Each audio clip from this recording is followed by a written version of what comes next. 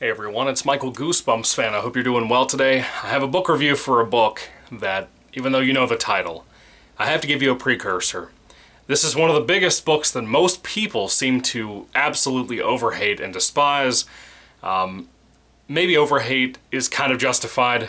To me, it kind of is. And when I do my review, of course, I think you'll see where I'm coming from if you haven't read the book before. But if you have, you know my pain. This one took me about a week and a half to get through. It is such a pain, dude. I have put this book off for ages. The last time I made eye contact with this book before I bought it for my collection was back in elementary school. I would pick through the Goosebumps section to find particularly slappy books. I thought I had them all out of 1, 2, and 3. Didn't realize Bride was a book, didn't realize that Nightmare was a book, any of that stuff. So when I was in elementary school, I remember one particular book that I picked out of the shelf of the Goosebumps section, the very few that we had in a public school. And I looked at it, and I was like, this looks like garbage. This looks like absolute garbage. Now, mind you, I've grew up as a horror fan. My first ever horror movie was probably Halloween, the original Carpenter film. And so I was used to scary. I liked scary. I liked the scarier Goosebumps books specifically. And this book looked like trash, just because of the cover. And it's not so much the art, because of Tim Jacobus. It's that at that age, I didn't realize really how much comedy could be in Goosebumps, whether even in the... Let me try that again.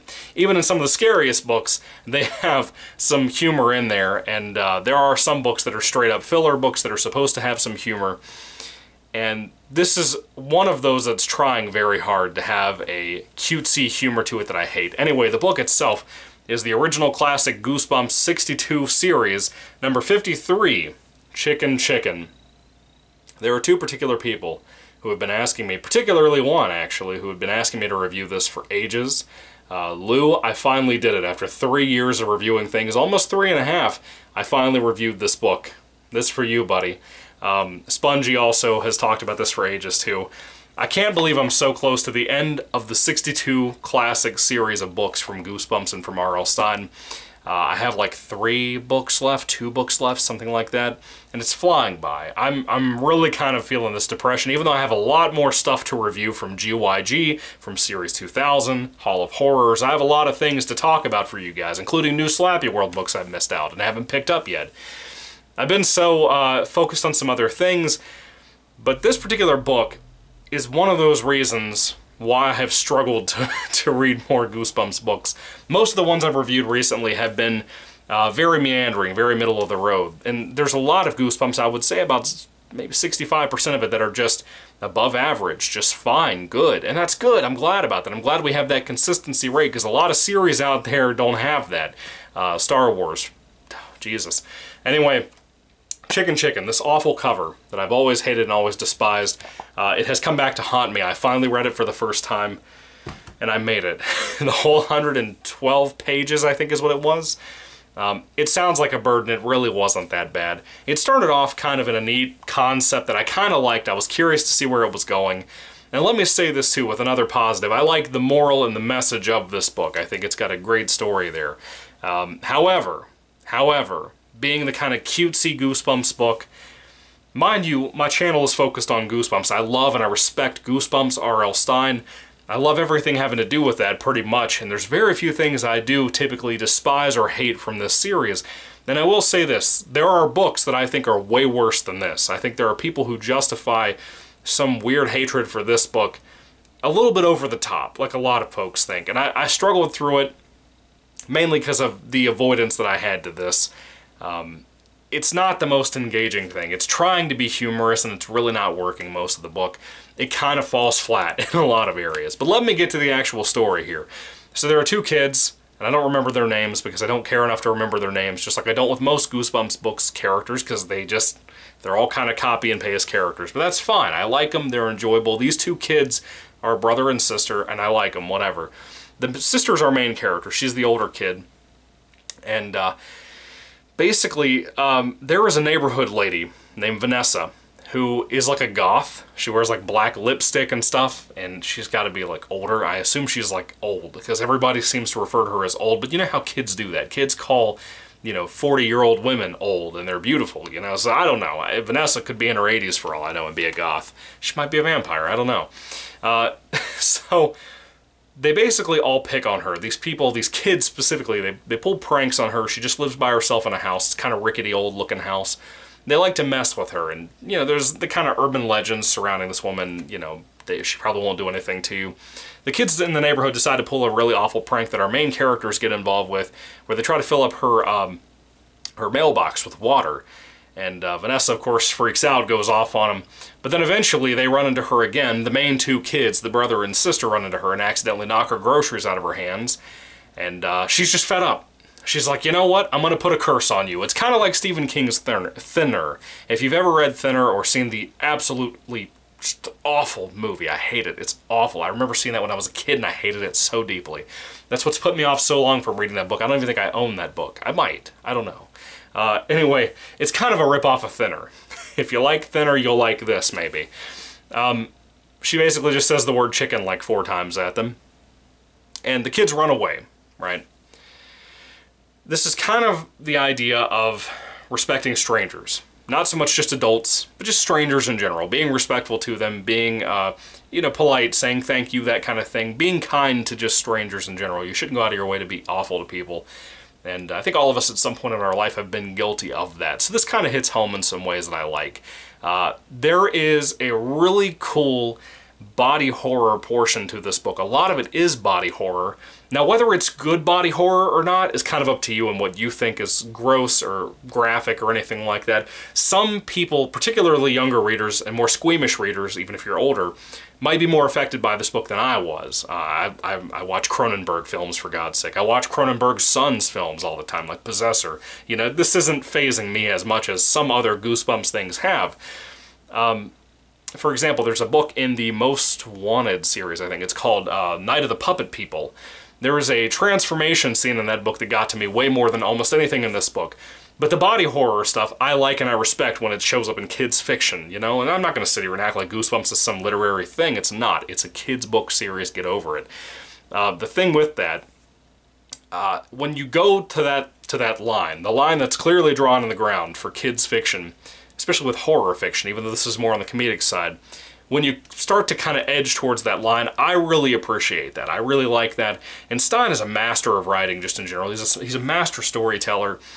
And this is a great example of a book where he tries his best to take kind of a bland, filler, dull story that doesn't have much gas for it and try to do something special with it. And for the most part, he tries and it kind of works.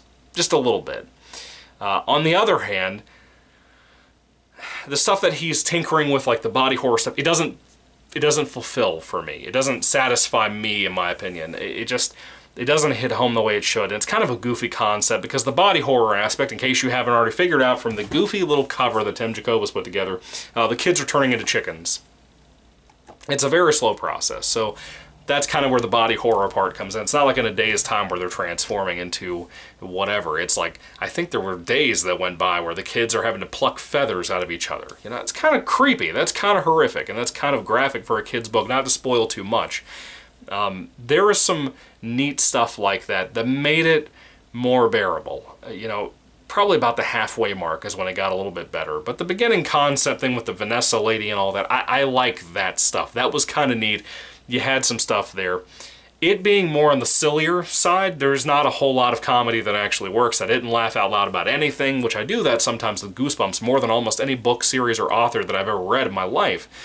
I didn't really like cackle or anything. I didn't really smirk or anything while I read this. It's not as funny as I was hoping it would be. And I hope that the few out there like Spongy, like Lou, who have promoted this, even in a joking way, have said that they didn't think it was that bad. I kind of hoped for a little bit more based on what they said, because I trust both of their opinions on this type of book. It just misses the mark severely, and I think everything surrounding the body horror stuff kind of drops the ball. Most of it's either average or kind of under average, which is kind of surprising. Even with concepts like this, I see Stein do a little bit more with it. Again, there's a good message here. I like that. I think every kid and every person should have to pick up on that message. I think it's a good thing. I think the body horror stuff can be cool. Not always, but some of it can be cool. It can be effective, and that works for me as a Goosebumps fan, as a horror fan. But a lot of it doesn't. And the concept of turning these kids into chickens, is so stupid.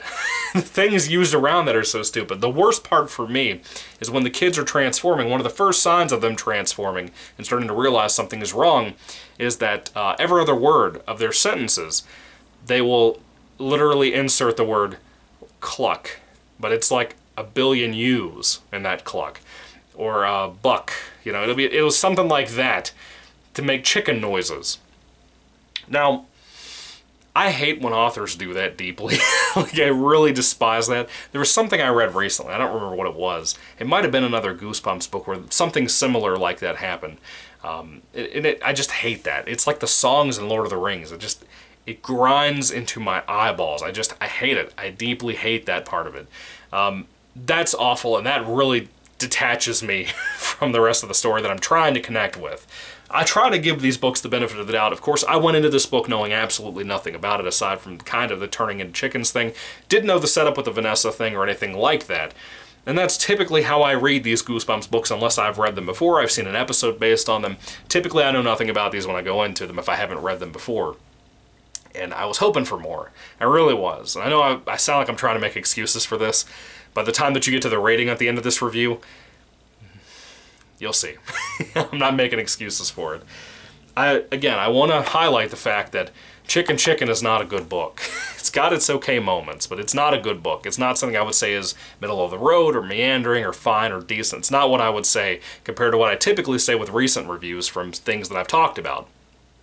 Like The Blob That Ate Everyone. I think that's a better book than this. As many moments as I wasn't impressed with that book. How I wish there were more monster stuff in that book with The Blob That Ate Everyone. That to me had better atmosphere and everything else compared to what this has. Chicken Chicken is missing all of the important points that could have made it better. The humor, for one, could have improved the story a lot. If it had genuinely been funny, it could have improved a really bad concept. And I think that's just a writing rule in general. If you can't make something scary, try to make it a little bit more humorous. It typically works. Stephen King knows that. Dean Koontz knows that. Anyway, I like a lot of other books, most books, more than I like Chicken Chicken. I think there's no doubt about that. But there's a lot of books, like I said, that I despise compared to this book. A lot of books that I think are way worse or have a lot of issues.